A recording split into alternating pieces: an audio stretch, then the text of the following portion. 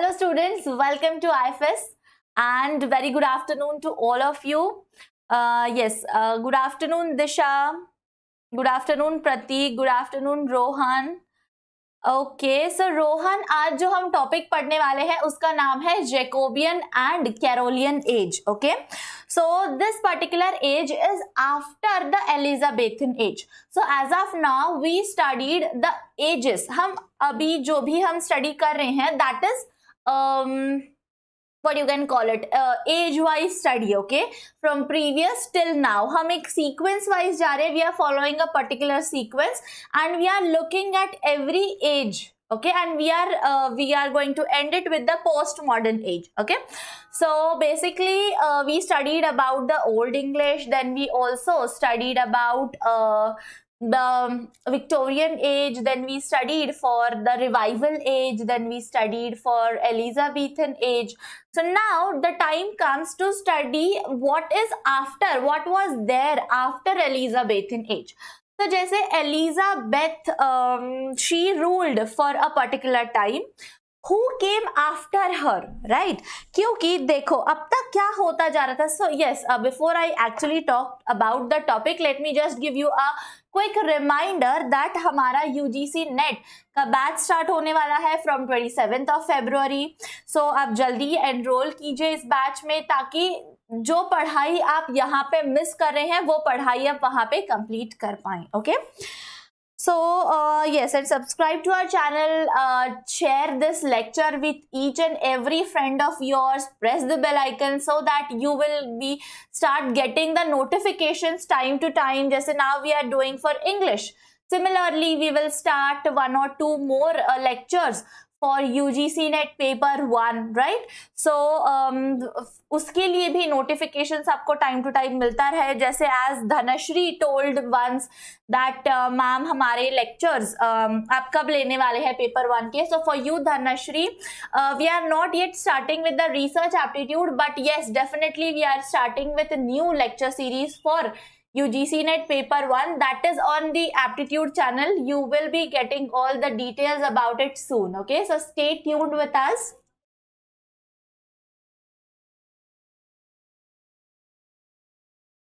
Okay, so now we are going to talk about the history, background and style of this particular age. Okay, so basically the very first question that comes into our mind is that now there are two questions. First question is that how or from where this whole Jacobean age started. Okay, so here you can see the Jacobean age started from 1550 till 1600 AD. In this particular age, who ruled this age, right? Because earlier Elizabethan age में तो Elizabeth rule कर रही थी. So was there somebody Jacob who ruled the age? No.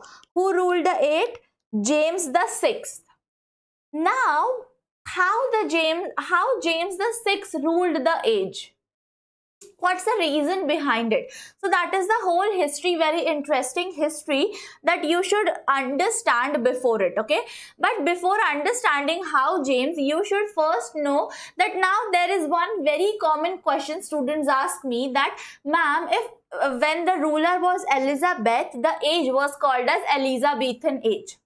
Now if the ruler is James, why we don't call this age as Jamesian age?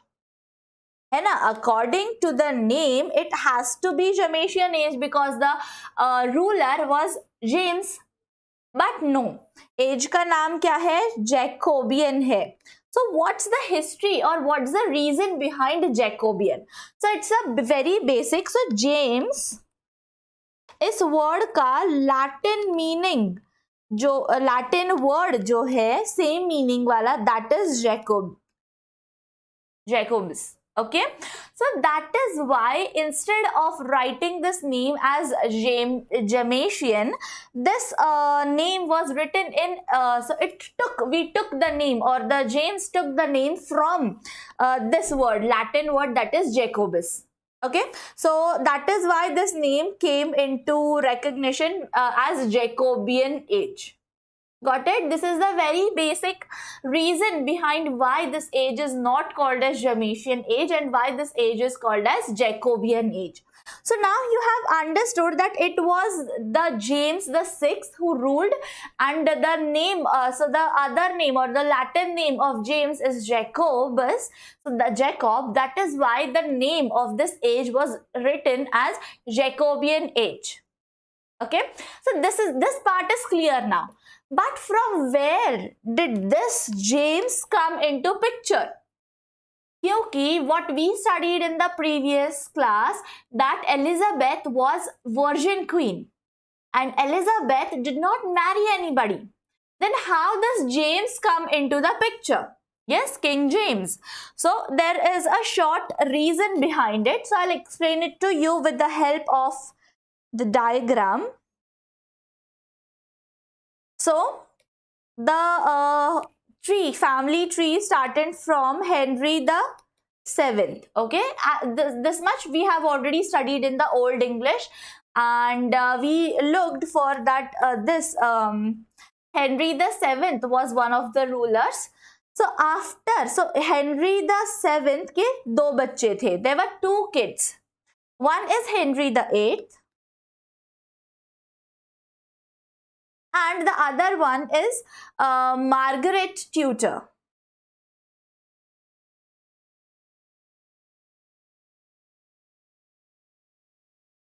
Okay, then here James the 8th gave birth to Elizabeth the First, and here Margaret Tudor married to James the 4th. Okay, got it?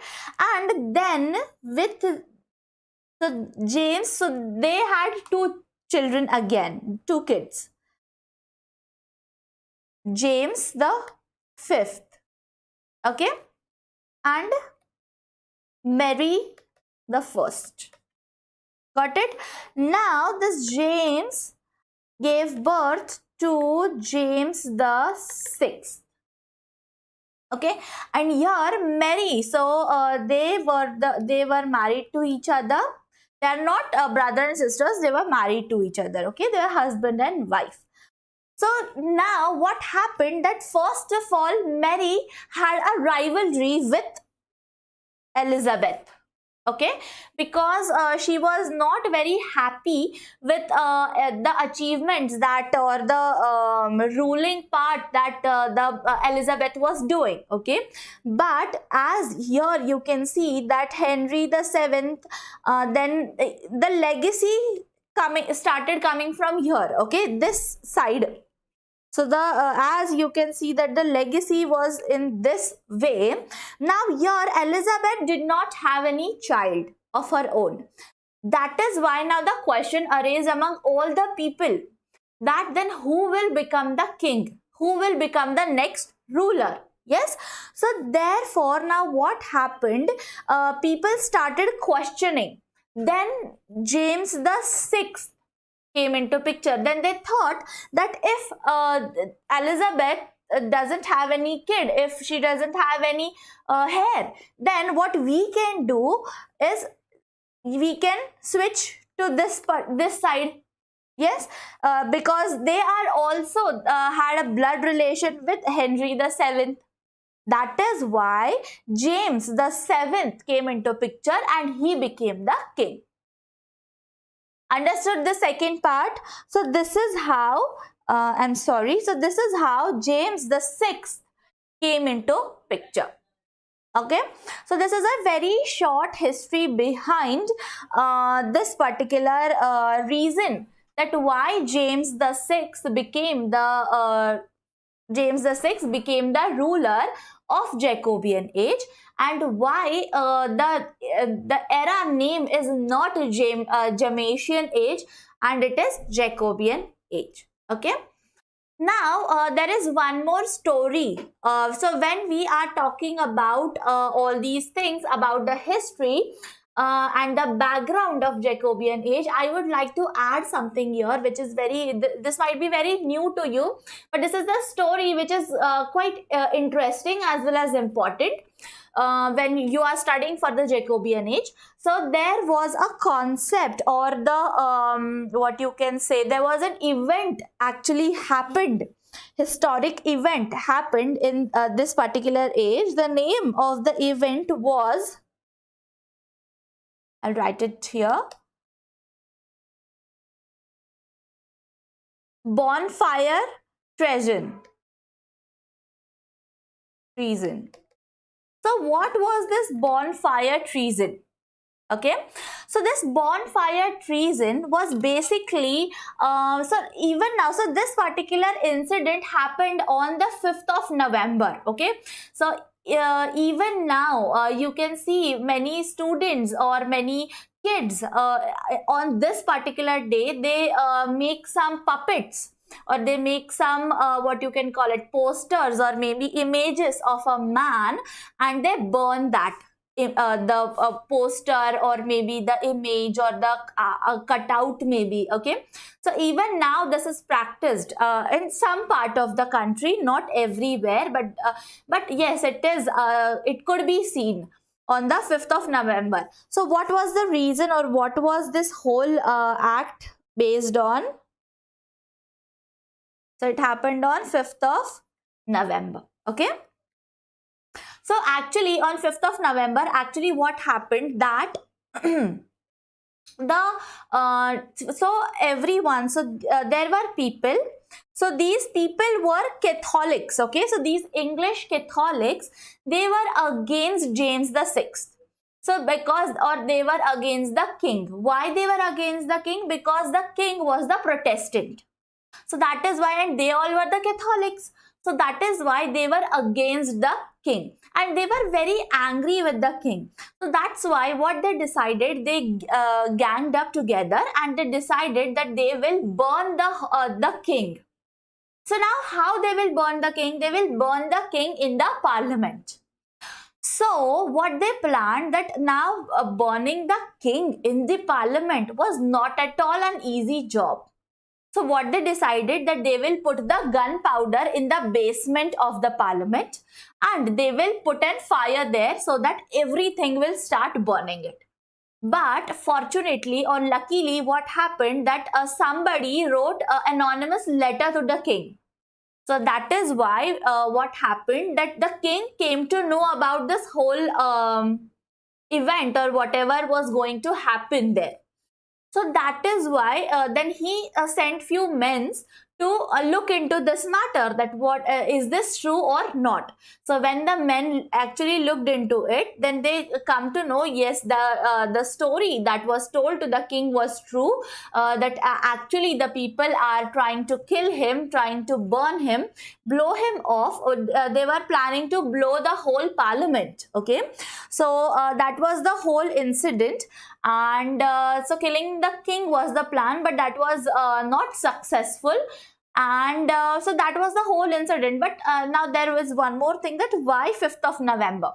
The date was because that was the foundation day, or that was the what you can say, inauguration day of the parliament. Okay, so that is why this day was selected, and but the whole incident was flopped and the king was saved. Okay, so this was the whole reason behind this bonfire treason. So this is a very famous, very important event or historic event that happened in London, or in England, basically in England at that particular time. Okay, so this was something you should know whenever you are studying for the Jacobean age. That was the one thing. Now we are going to talk about the poets. So the poets, those were there in this particular age, were all the most of them were the metaphysical poets. So now what is this metaphysical?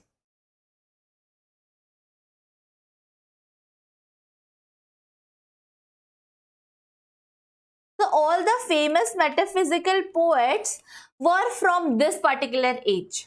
So if the question is asked in the exam that from which age most of the metaphysical poets come, then it was the Jacobean age. Okay. Now, so in what is this metaphysical poetry all about? So metaphysical poetry is all about the philosophical act, okay, or the philosophical topics. All the philosophical topics come under metaphysical poetry. For example, about spirituality, about love, about romance. So wherever there is philosophy included in it, that is called as the metaphysical poetry. Okay. So all these metaphysical poets were from the age of Jacobean age. So the most important poet or the metaphysical poet that we are going to talk right now is John Donne. You might have heard this name hundreds and thousands of times when you are studying for English literature. So whenever it comes about metaphysical poetry, John Donne is the first name that comes into our minds. Okay. So now we will understand this particular thing. So there is one more concept related to metaphysical poetry or the poets, is that there is one term called as a second, I'll write it down, carpe diem. Okay, so this is the thought, or this was the term called upon by the metaphysical poets. And what this whole term is basically about, it seize the day. So all these metaphysical poets used to seize their day and they used to make best out of their day, and they used to write such a beautiful work of art, such a beautiful poems or whatever, the piece of art was so beautiful that it was mesmerizing, it was remembered even today. Okay, so how that beautiful this whole work was. Okay, so you have to remember that the carpe diem was a diem was the whole actual term, and it said seize the day. Okay, this is very important. They might ask you this term. Now we are going to talk about John Donne. So John Donne had a very beautiful relationship with spirituality. Okay, so he had a relationship with spirituality.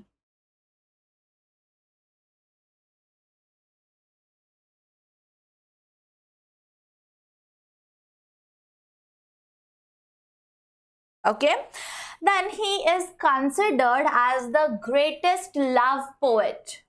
Okay, because he wrote so many beautiful love poetry or poems on love theme, okay, or genre, that he is famous as the greatest love poet.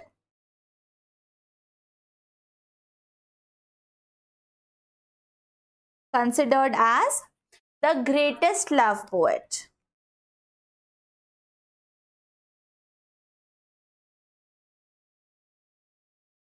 Okay, then he also noted for religious verse.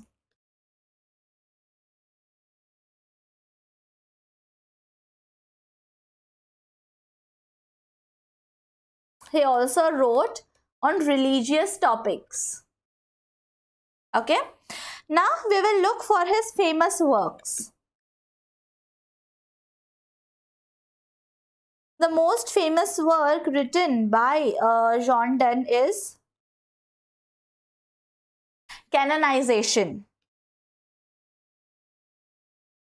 This is a very beautiful concept. If you get time, or you can please take out some time to read this canonism. What is this whole concept or this whole idea all about? Okay, it's a very beautiful idea.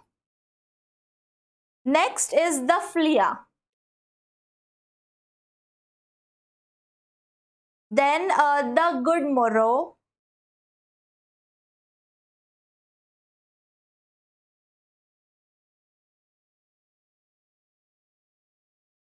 Then Death Be Not Proud.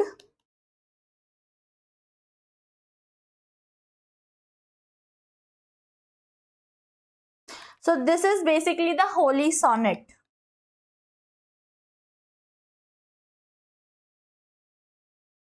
And the Valediction.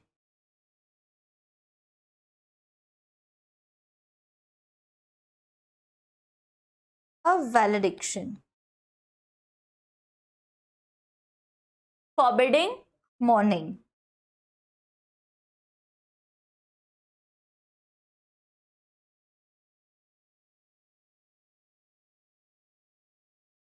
Okay, so these are the most famous works by Jean Donne. Okay, so you have to remember each and every work of Jean Donne.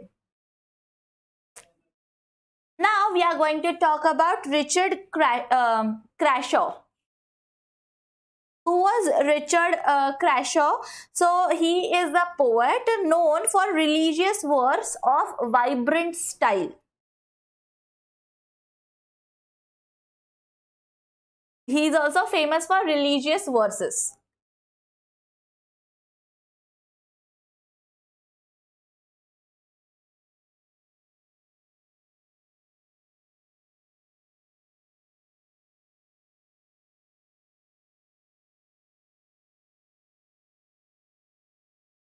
How was his style? His style was vibrant. Okay. Next is there are three basic or three very important poems written by Richard Crashaw that you should always remember, or they are so this there is a story behind all these three poems about Richard, that these three poems are written for a saint, or for in the honor of mystical saint, and her name is Teresa of Avila. Okay, so you have to remember this.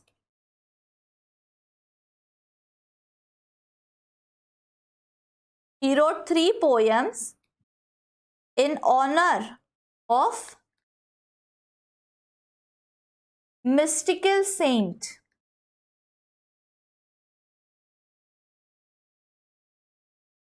Teresa of Avila.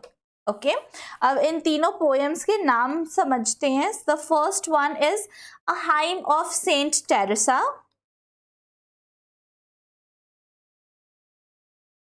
It's a type of poem.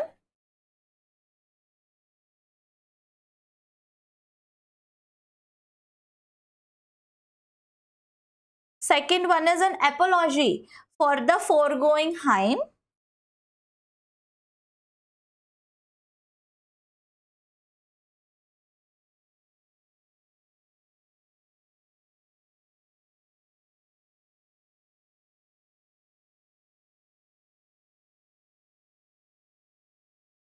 And the third one is the flaming heart.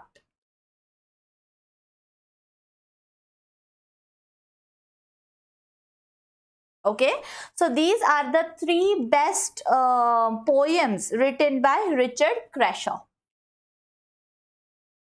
Now we are going to talk about Henry Vaughan. Okay, so who was Henry Vaughan? He was a Welsh metaphysical poet. Who was he? Welsh metaphysical poet.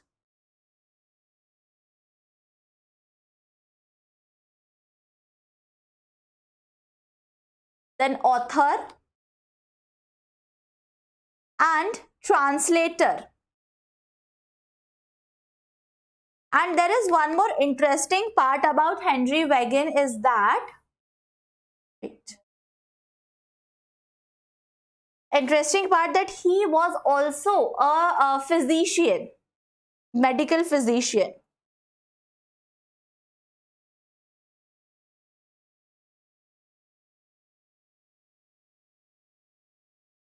So nowadays, if you see that we have this conception that if you are a doctor, if you are a physician, then you are into that profession only. You don't look into any other profession, right?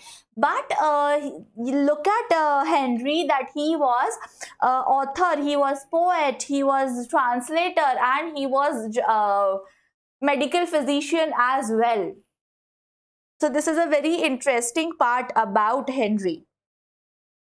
Then religious poetry, so his religious poetry appeared in Select's Centillions in 1650.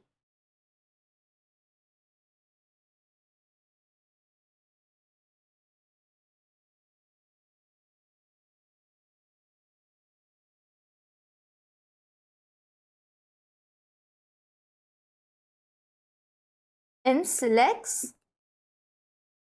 Centillion in the year 1650. Okay, you have to remember this date or the time period.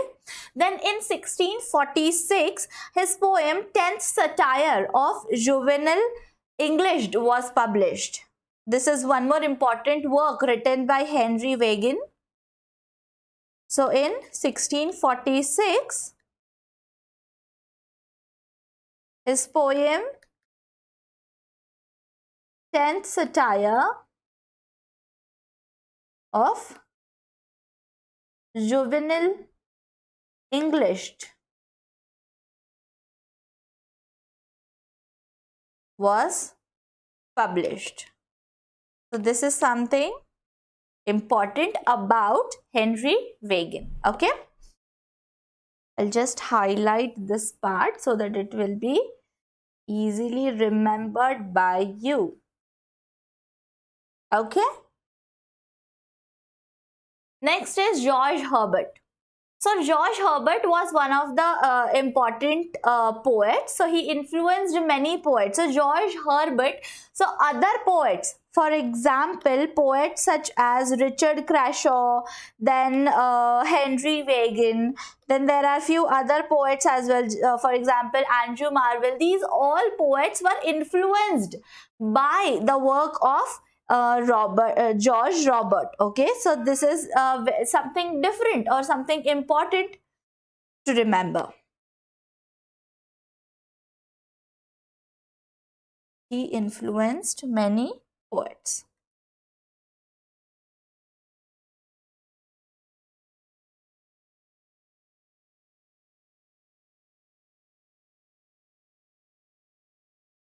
Okay, then his poetry was formally experienced.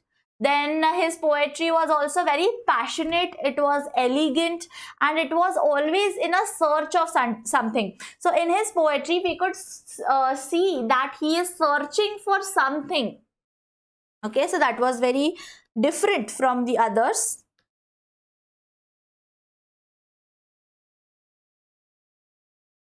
And his poetry was based on the experiences. So those might be his own experiences or experiences shared with him or whatever, but they were from the experiences.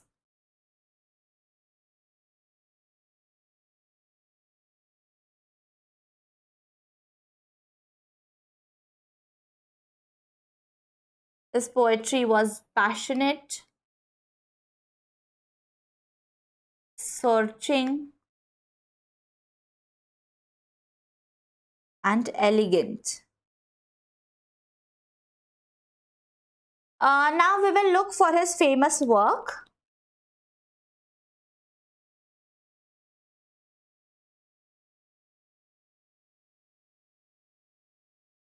First one is Easter Wings.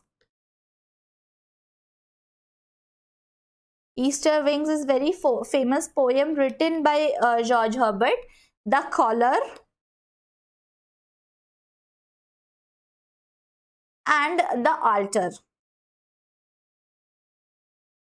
Altar. Okay, so these are the famous poems written by George Herbert. Now we are going to talk about Andrew Marvell. So if you have read to his Coy Mistress, This is a very famous poem written by Andrew Marvell, and there are different replies or maybe different responses given to this poem by other poets in their poems. Okay, so this is very complicated thing. I'll explain to you again. जैसे Andrew marvel ने एक poem लिखी है जिसका नाम है to his कोय mistress, उसके ऊपर बहुत सारे पोएट्स ने क्रिटिसिज्म की तौर पे अलग अलग पोएम्स लिखी है जिसमें उन्होंने इस पोएम के लिए रिप्लाई दिया है या कोई उनका आइडिया या उनका थॉट शेयर किया है in the form of a poem. Okay, so this is very famous poem written by Andrew Marvell. So he wrote something from 1621. So his lifespan was from 1621 till 1678. So his his political reputation overshadowed that of his poetry till the 20th century. Okay, 20th century tak he was more into politics. That is why his actually poetry was overshadowed.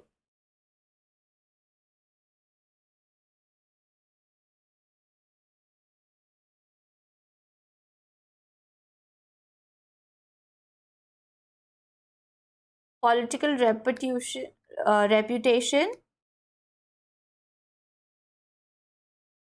overshadowed that of his poetry until the 20th century. That was a very big time. Then he was considered as one of the best metaphysical poets. तो जैसे Jordan famous है वैसे ही Andrew marvel भी metaphysical poetry के लिए बहुत ज्यादा famous है. So is one of the best. So you can see that he is one of the best. Now in your exam they might ask you the question that who is the best metaphysical poet. But you have to analyze, understand and then give your answer. He is one of the best. Okay, he is not the only best.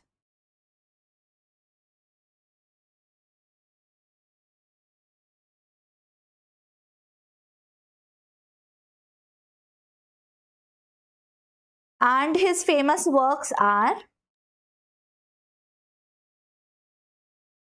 the first one, as I told you, is To His Coy Mistress.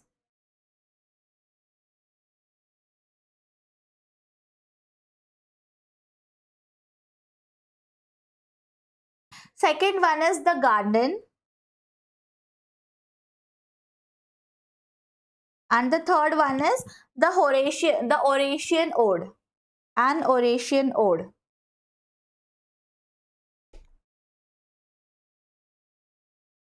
Okay, ode is also one kind of a poem. Ode is basically a song. It is written for when you are dedicating the song or the poem to somebody. Okay, so that is called as the ode.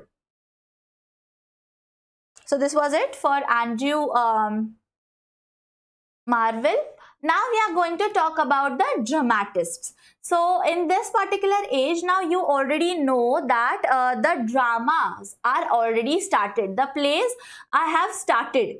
But now who plays the most important role in this dramatic world? So he was the Ben Jonson. Okay, so he was actually, his name was Benjamin Jonson.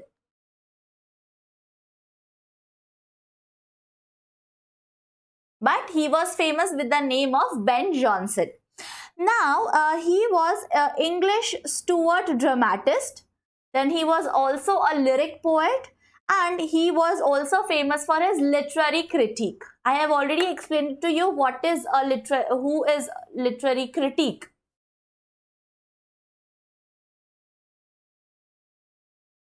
So, he was English Stuart dramatist.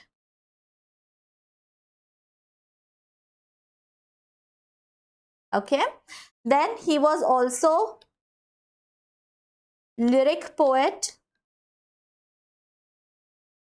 and He was famous for literary critique. Okay, and he was also known as second most important dramatist. So who was the first? Who can tell me who was the first dramatist, most famous dramatist, most important dramatist? So Ben Jonson was considered as second.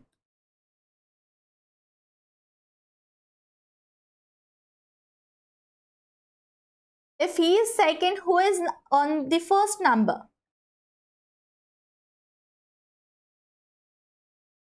We talked about him in our yesterday's class.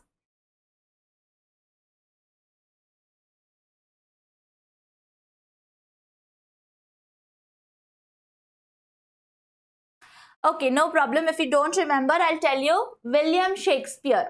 So as we all know him with the name of father of drama. Yes. So he is the first dramatist or most important dramatist. And on the second number comes the name of Ben Jonson. Okay. Now we will understand the famous works written by him.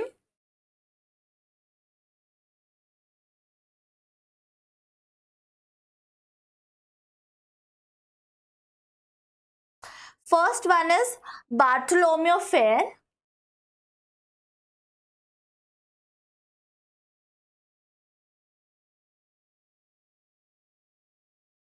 Second one is Kathleen. Third one is Every Man in His Humor.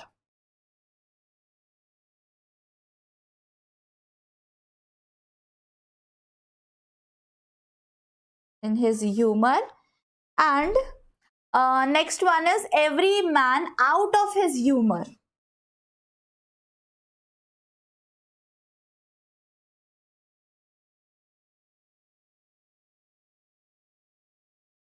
Okay, so these are the important works or the famous works written by Ben Jonson. So he was actor, he was writer, and he was very famous dramatist. Okay, so this is something about Ben Jonson. Now we are going to talk about George Chapman. So George Chapman was a classical scholar. Who was he? He was a classical scholar.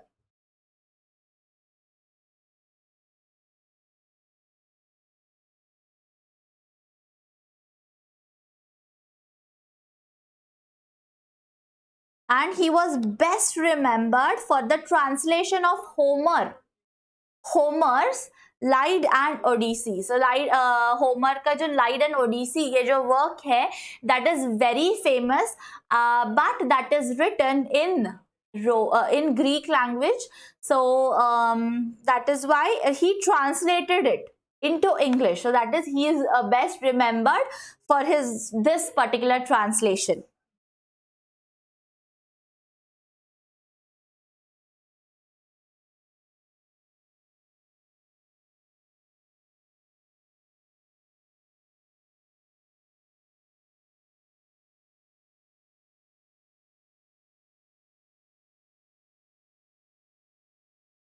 Homer's Lied and Odyssey.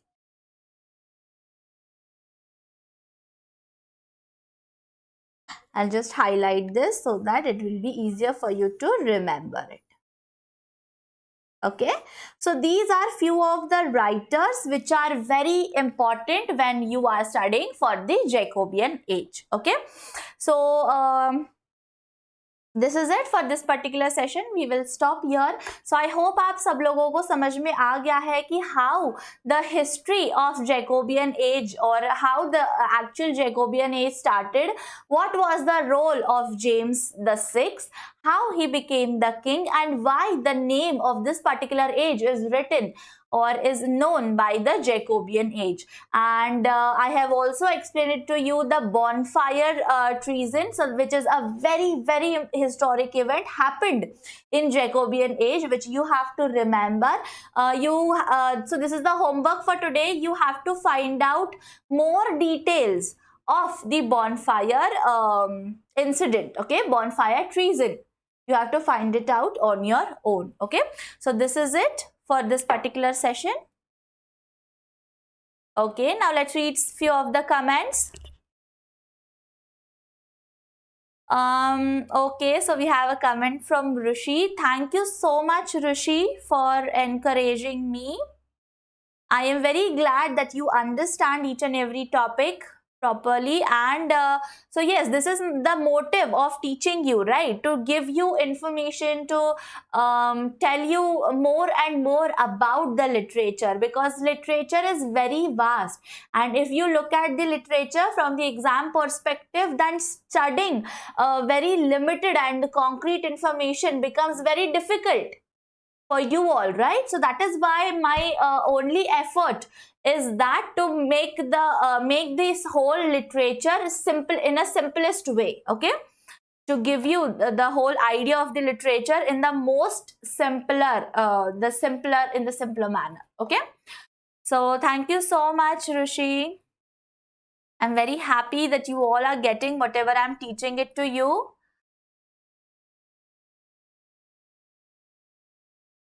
Thank you so much, Disha. It's very good, and obviously you all are brilliant students too. That is why you have a very good things.